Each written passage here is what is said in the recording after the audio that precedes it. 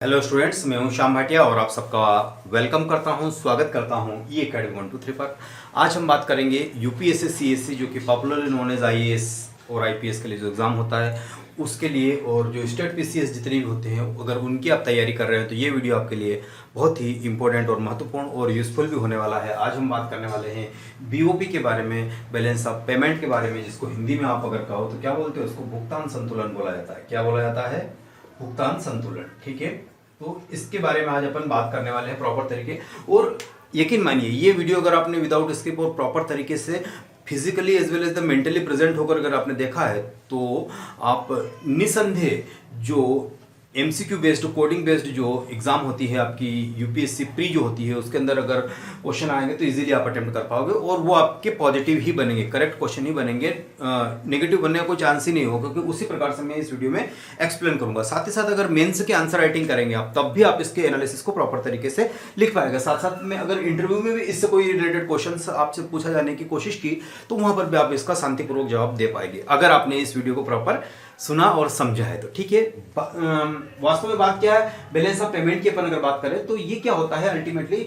ध्यान देने, video start करने से पहले थोड़ी सी प्रस्तावना मैं इस बारे में कहना चाहूंगा, इंट्रो इसके बारे में देना चाहूंगा कि अगर आप यूपीएससी की प्रिपरेशन कर रहे हैं तो सबसे पहले तो आपके पास जो नॉलेज है वो जागृत होना चाहिए, एक्टिव नॉलेज होना चाहिए।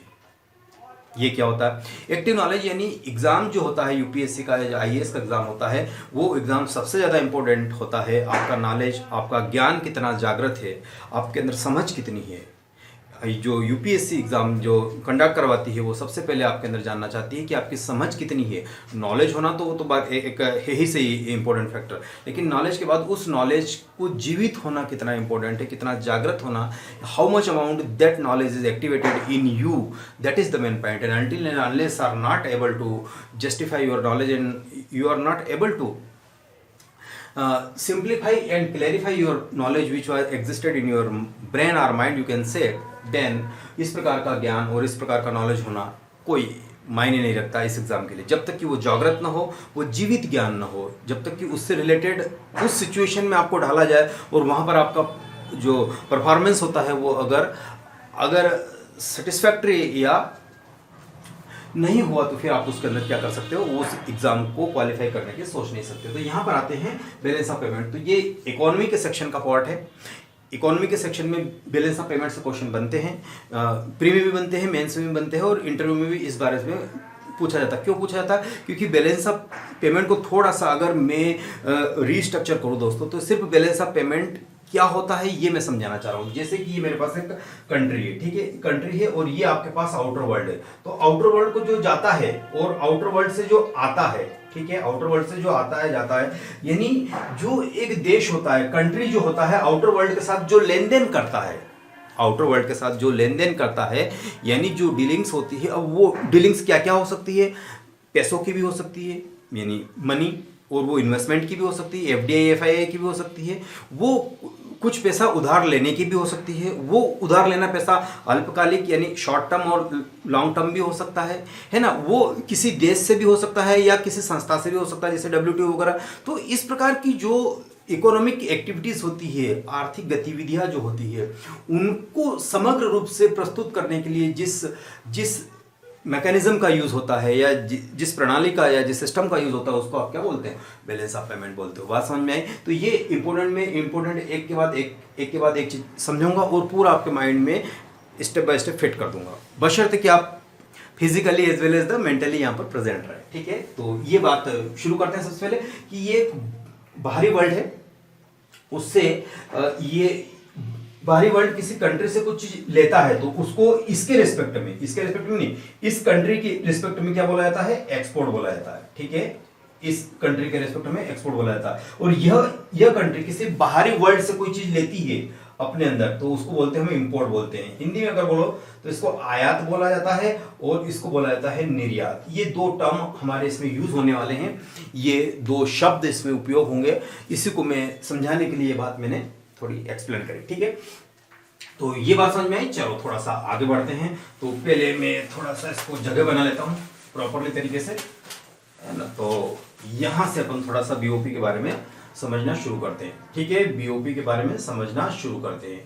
तो बीओपी को अगर मैं दो तरीके से समझाना चाहूंगा कि अगर मान लो कि कोई चीज इंपोर्ट हो रही है, क्या हो रही है, इंपोर्ट मैंने समझाई दी, हिंदी में आपको हिंदी में भी लिखा चलूंगा, आयात जो आ रही है, ठीक है, और एक जो जा रही है यानी एक्सपोर्ट, यानी कंट्री से कोई भी चीज जा रही है, ठीक है, आयात, और ये हो गया आपके पास क्या, निर्यात हो गया। ठीक है, हिंदी में भी लिखते चलो साथ में, जो हिंदी मीडियम के व्यूअर्स हैं। ठीक है, तो ये इंपोर्ट मतलब आया। अब आने में क्या क्या आ सकता है, पैसा भी आ सकता है, प्रोडक्ट भी आ सकता है, और कोई सर्विस भी आ सकती है। ठीक है, और एक्सपोर्ट में क्या हो सकता है, प्रोडक्ट भी कंट्री से बाहर जा सकता है। ये मैंने एक्सप्लेन किया था स्ट्रक्चर, ये आपका कंट्री है, ये आपका आउटर वर्ल्ड है, तो यहां से ये जा रहा था, ये क्या हो गया, एक्सपोर्ट हो गया। ठीक है, और अगर बाहरी वर्ल्ड से अंदर कोई आ रहा था, ये क्या हो गया, इंपोर्ट हो गया, है ना। तो ये जो आ रहा है कि एक्सपोर्ट और इंपोर्ट, ये दो चीजें आपको समझनी बेहद जरूरी है, ये चीज समझ में नहीं आएगा। और अगर मैं कहूं कि आयात की अगर बात की जाए, अगर आयात की बात की जाए तो इसमें आपको याद रखना है CIF, ये इंपोर्टेंट एमसीक्यू के जो आपके पास प्री होती है उसके अंदर ये इंपोर्टेंट है। C स्टैंड्स फॉर कॉस्ट, है ना, लागत जिसको बोलते हैं आप हिंदी में क्या बोलते हैं, लागत बोलते हैं।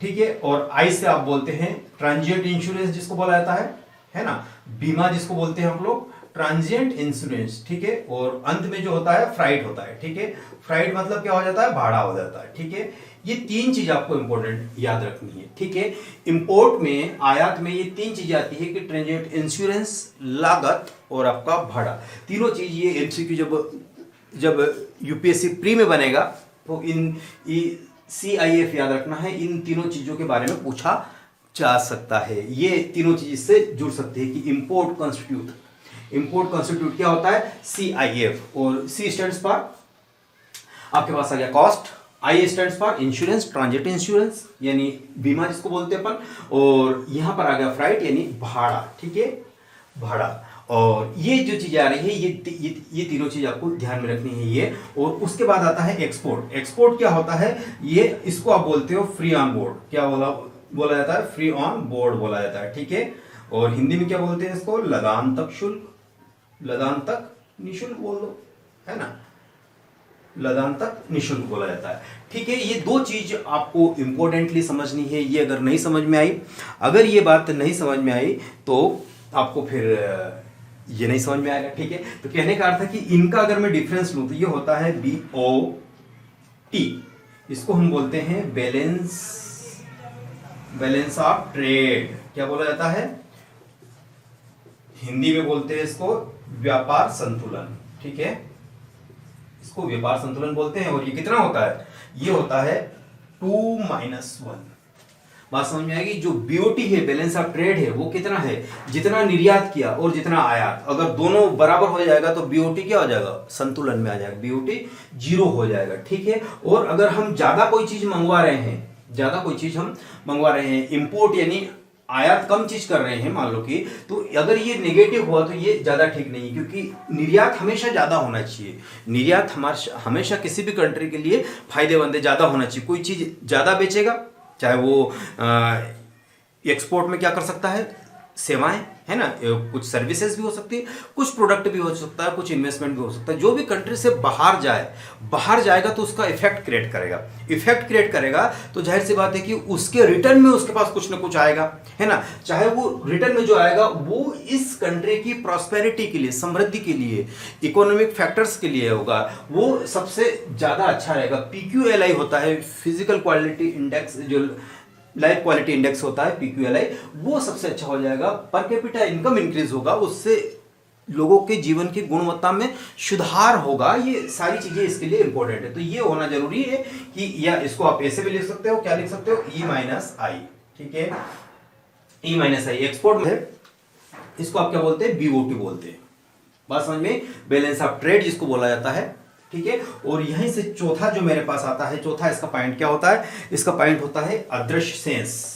क्या होता है, अदृश्य शेष, या क्या बोल सकते हो इसको, इनविजिबल्स बोल सकते हो, है ना। प्री एग्जाम में इनविजिबल्स पर डायरेक्टली क्वेश्चन आया है। इनविजिबल कॉन्स्टिट्यूएंट्स क्या क्या आ सकता है, रिमिटेंसेस, सर्विसेज, बोथ, नन। आई बात समझ में, या आइदर ऑफ देम। तो इनविजिबल्स पे यूपीएससी प्री में पीटी में डायरेक्टली क्वेश्चन आया हुआ है इससे, ठीक है। तो ये आप प्रीवियस ईयर का उठा के देख सकते हो। तो वहां पर अब अदृश्य सेंस यानी इनविजिबल्स जो है आपके पास, इनविजिबल्स में क्या क्या आ सकता है आपके पास, दो चीजें आ सकती है। एक तो सेवाएं आ सकती है ना, सेवाएं मतलब सर्विसेज आ सकती है, ठीक है। और साथ ही साथ क्या आ सकता है, रिमिटेंसेस आ सकता है, ठीक है। ये क्या होता है, ये मैं बोलता हूं हिंदी में इसको प्रेषण आय बोला जाता है। क्या बोला जाता है, प्रेषण आय, रिमिटेंसेस। रिमिटेंसेस क्या होता है, जैसे कि मान लो कि गल्फ कंट्रीज में या किसी भी कंट्रीज में कोई व्यक्ति जाता है और वहां जाकर काम करता है, लेकिन उसका वो अकेला गया है ना काम करने के लिए, उसकी फैमिली तो उसी देश में, फॉर एग्जांपल इंडिया में है, तो जाहिर सी बात है क्या करेगा, वहां से कुछ पैसा भेजेगा अपने परिवार के लिए। तो ये क्या हुई, प्रेषण आय हुई। इसको हम क्या बोलते हैं, प्रेषण आय बोलते हैं, इसको बोलते हैं रिमिटेंसेस। सबसे ज्यादा रिमिटेंसेस पाने वाला कौन है, चाइना।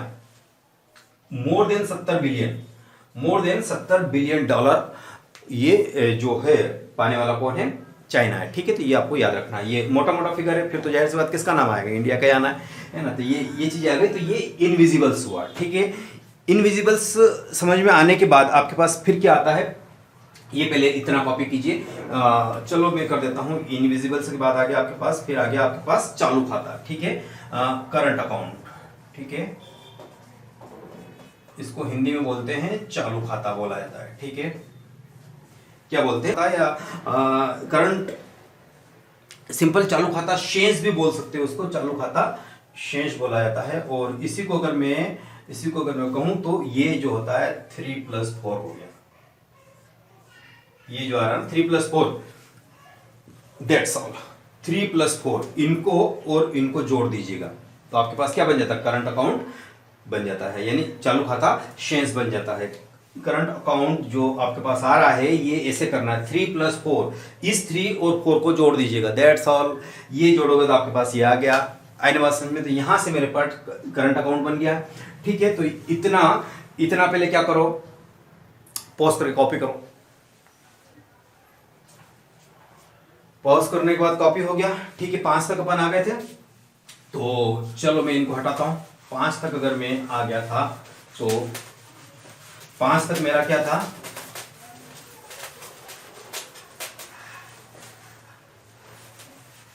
ठीक है। तो बीओपी में मैं 5 तक लेकर आपके पास आया था, तो बीओपी को मैं जस्टिफाई करता हूं। बीओपी में 5 तक मैं आ चुका था, ठीक है। 5 तक मैं आ चुका था, जिसको अपन ने क्या बोला, करंट अकाउंट जो था आपका, करंट अकाउंट या वाटेवर जो भी को। और 5 इजिकल टू क्या था, 3+4 था, ठीक है। 3+4 था, और 4 क्या था, खाता। इसी का क्या आता है, पूंजी खाता आता है। पूंजी खाता को थोड़ा सा समझना जरूरी है। पूंजी खाते में बहुत सारी चीजें होती है बीओपी के रेफरेंस में, है ना, ठीक है। निवेश मतलब इन्वेस्टमेंट होता है इसके अंदर, इन्वेस्टमेंट, और हिंदी में इसको बोला जाता है आई हो सकता है, ठीक है। एफडीआई क्या होता है, डायरेक्ट फॉरेन इन्वेस्टमेंट होता है। और एफआईआई क्या होता है, फॉरेन इंस्टीट्यूशनल इन्वेस्टमेंट होता है। इसको हम पोर्टफोलियो इन्वेस्टमेंट भी बोलते हैं। और ज्यादातर जो होता है ये कहां पर यूज होता है, ज्यादातर जो होता है शेयर मार्केट में। इसका जो बाहर की कंट्री के लोग जो है पैसा लगाते हैं। और एफडीआई और एफआईआई में फर्क क्या होता है, अगर कोई 10% से ज्यादा अगर इन्वेस्टमेंट करता है, अगर 10% से कम है तो वो एफआईआई कहलाएगा, और अगर इससे ज्यादा है तो वो एफडीआई कहलाएगा। बात समझ में आ रही है, ये बहुत कई बार पूछा गया क्वेश्चन है। तो 10% से ज्यादा इन्वेस्टमेंट है टोटल इन्वेस्टमेंट का पार्ट में जो आता है, तो अगर वो है तो आपका क्या कहलाएगा, एफआईआई में जाएगा पैसा। और इसी को हम हॉट मनी भी बोलते हैं। इसी को ही जो एनआरआई का डिपॉजिट्स होते हैं वो इसी में ज्यादातर आते हैं, ठीक है। इसको न्यूट्रलाइज करने के लिए क्या करता है आरबीआई, एनआरआई का बढ़ाता है। तो वो चीज अपन मॉनेटरी ईजिंग में पढ़ेंगे, इसी का पार्ट है इसी वीडियो का, कि मॉनेटरी को ईज करने के लिए क्या होता है, देश की कंट्री के लिए यहाँ पर जो रहेगा उनके लिए, जो कंट्री के नागरिक है उनके लिए क्या क्या दिया जाएगा, ब्याज दरों में कमी की जाएगी। और एफआईआई की ब्याज दर में बढ़ोतरी कर दी जाएगी। तो जाहिर सी बात है कि ब्याज दर में, यानी अगर वहां से पैसा लेते हैं तो ब्याज दर में बढ़ोतरी, अगर डिपॉजिट करते हैं तो उनकी कम कर दी जाएगी। और ऐसी स्थिति में वो क्या हो गए, न्यूट्रलाइज होंगे। तो ये एक बात हो गई, ठीक है। और यहां से आने के बाद फिर अगर इन्वेस्टमेंट होने के बाद फिर आपके पास होता है एक बैंकिंग होता है, ठीक है।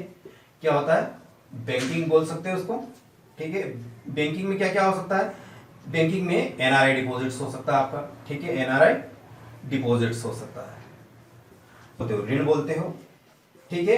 तो इस लोन का इंपोर्टेंट है। बैंकिंग के अंदर तो एनआरआई डिपॉजिट्स होते हैं, और एनआरआई डिपॉजिट से ज्यादा मात्रा में किस किस फॉर्म में आते हैं, एफआईआई के फॉर्म में आते हैं। एफआईआई क्या होते हैं, फॉरेन इंस्टीट्यूशनल इन्वेस्टमेंट होता है।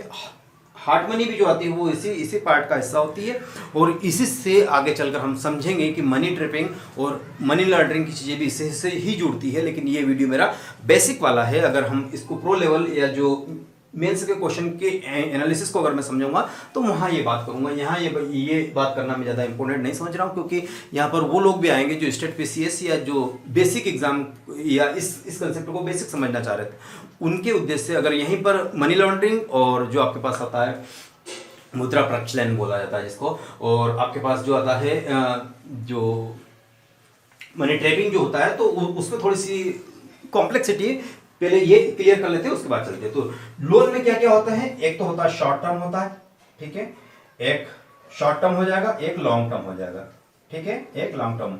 ये जो होता है ये लेस देन 1 ईयर का होता है, ठीक है, और ये मोर देन 1 ईयर का होता है, ठीक है। और ये भी 2 टाइप के लोन हो सकते हैं। कैसे कैसे 2 टाइप के लोन हो सकते हैं, एक तो क्या होता है ना, बायलेटरल होता है। बायलेटरल मतलब क्या बोलोगे आप, द्विपक्षीय हो सकता है ना। और एक होता है मल्टीलेटरल, जिसको बोला जाता है कि मल्टीलेटरल हो जाए, जिसके अंदर क्या होता है, बहुपक्षीय हो जाता है। बहुपक्षीय में कौन कौन हो जाता है, जैसे WTO वगैरह या किसी संस्था से अपन लोन लेते हैं जिनके अंदर बहुत सारी कंट्रीज का पैसा लगा होता है, अगर वहां से लेते हैं तो ये लोन लेते तो ये वाली चीजें हो सकती है ना। और सरकारी लोन हो सकता है ये, ठीक है, कोई सरकारी हो सकता है, और एक हो सकता है आपके पास गैर सरकारी, ठीक है, गैर सरकारी, ठीक है। तो एक तो गवर्नमेंट हो सकता है, और एक क्या हो सकता है आपके पास, नॉन गवर्नमेंट हो सकता है, ठीक है। यानी ट्रेडिंग के सेंस में कोई कारपोरेट कंपनीज का अगर एक्सचेंज होता है या उस टाइप की चीजों को लिया जाता है, तो ये यहाँ पर सकता है। तो लोन के बहुत सारे फॉर्मेट है, लोन के बहुत सारे फॉर्मेट है, और ये आता है पूंजी खाते में ही पूरा आता है। आपको इसी प्रकार को इसी चीज को ध्यान में रखना होगा।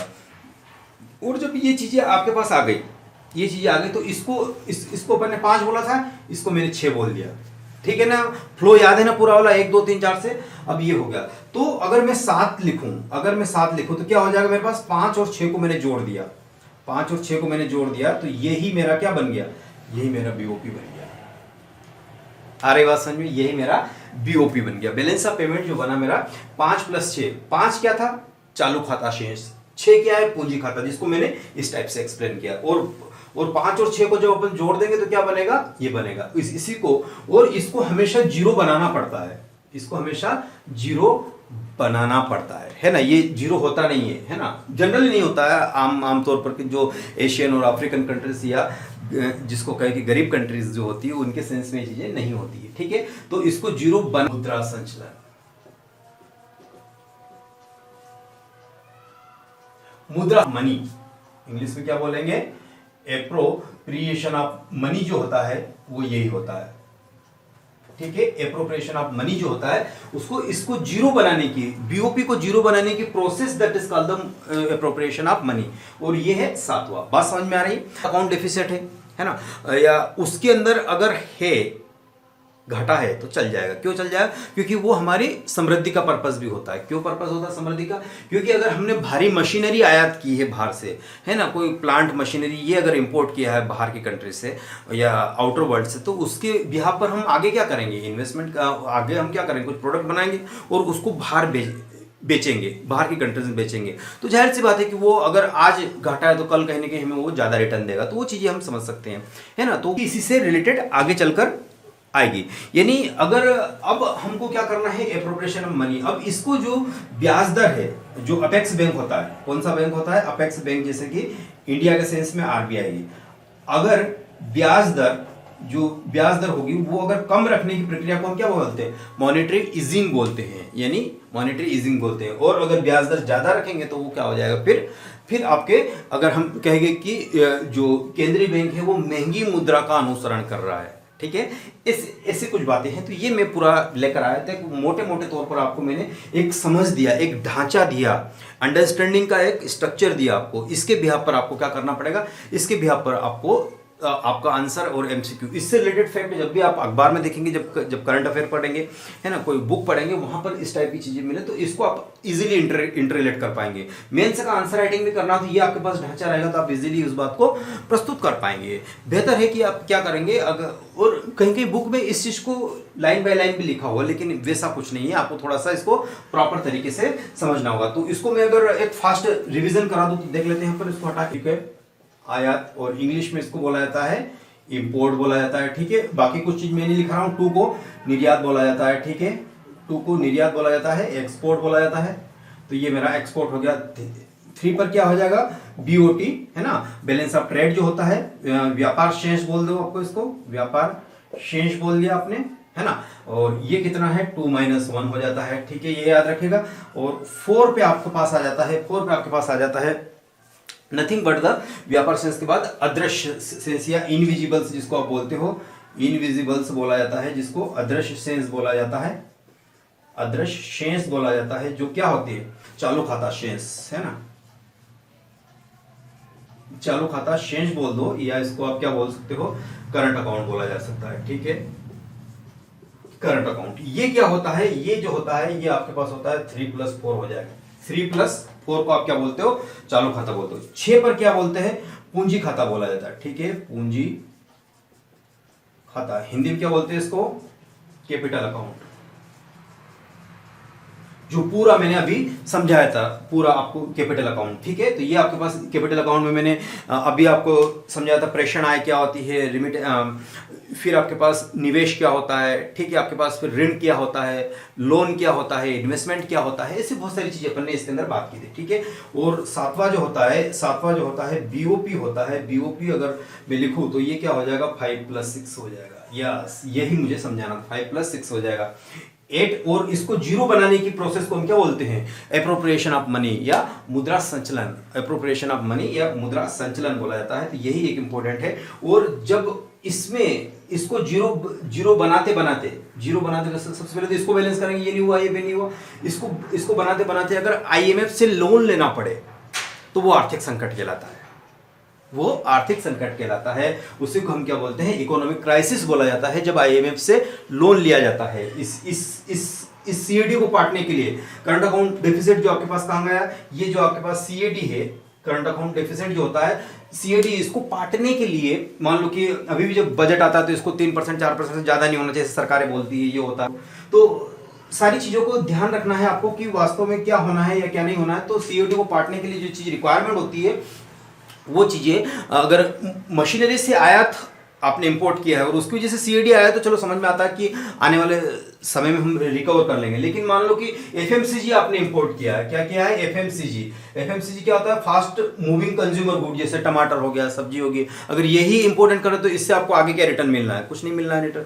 तो इस टाइप की चीजें पर करंट अकाउंट पे लोड नहीं आना चाहिए, ठीक है। और अगर इसको बैलेंस करने के लिए या तो ये नेगेटिव होगा तो ये क्या करेंगे, हम आईएमएफ से लोन लेंगे, ठीक है, आईएमएफ से लोन लेंगे तो ये जो इसको हो गया है, या तो यहां से पैसा लेके इसके अंदर डाला जाएगा, तो इसको बैलेंस करने की प्रक्रिया को हम क्या बोलते हैं, एप्रोप्रिएशन ऑफ मनी बोला जाता है, ठीक है। और फिर फाइनली जो आता है मॉनेटरी ईजिंग जो आता है, जिसके अंदर हम क्या कर रहे हैं, हम मतलब अपेक्स बैंक, आरबीआई वगैरह, ये क्या करती है, जो ब्याज दर होती है या जो भी इंटरेस्ट रेट होती है वो इजी कर देती है, लो रख देती है। इसलिए क्या होता है कि कंट्री के अंदर फ्लो ज़्यादा बन जाता है और बाहर की जो एफआईआई या एनआरआई डिपॉजिट्स है उनको हतोत्साहित करने के लिए, उनको डिप्रेस करने के लिए, ताकि उनका पैसा यहाँ ना लगे। क्योंकि सबसे पहले अगर देश में आर्थिक संकट आएगा तो भागेंगे वही, ठीक है, पैसा लेके। तो इस सिचुएशन से उनसे थोड़ा सा परहेज किया जाता है ऐसी कंडीशंस में अगर होता है तो। और फिर इन्हीं से ही बहुत सारी चीज़ें जुड़ती है और वो फिर कभी और वीडियो में बात करेंगे। आज मैं ये चीज़ आपके लिए लेकर आया हूँ, इससे आप लोगों का रिस्पॉन्स कैसा मिलता है, आप लोगों की पसंद कैसी है, नापसंद कैसी है, उस चीज़ों की अगर हुआ तो फिर आगे अपन और भी अच्छी चीज़ें लेकर आएंगे, है ना। तो मैं चाह रहा हूं कि बीओपी जो होता है आपका ये यहां से होगा। तो पूरा बीओपी एक लाइन में मैंने स्ट्रक्चर में एक्सप्लेन कर दिया, आप बहुत अच्छे तरीके से इसको समझ सकते हो। तो कैपिटल अकाउंट वगैरह को फिर और भी मैं अच्छे तरीके से समझाना चाह रहा हूं, लेकिन ये थोड़ी सी चीजें बात स्टार्टिंग की थी। तो ये वीडियो यहीं तक का अच्छा लगा हो, यूजफुल लगा हो तो लाइक कीजिएगा। थैंक यू, बाय बाय, मिलते हैं अगले वीडियो में।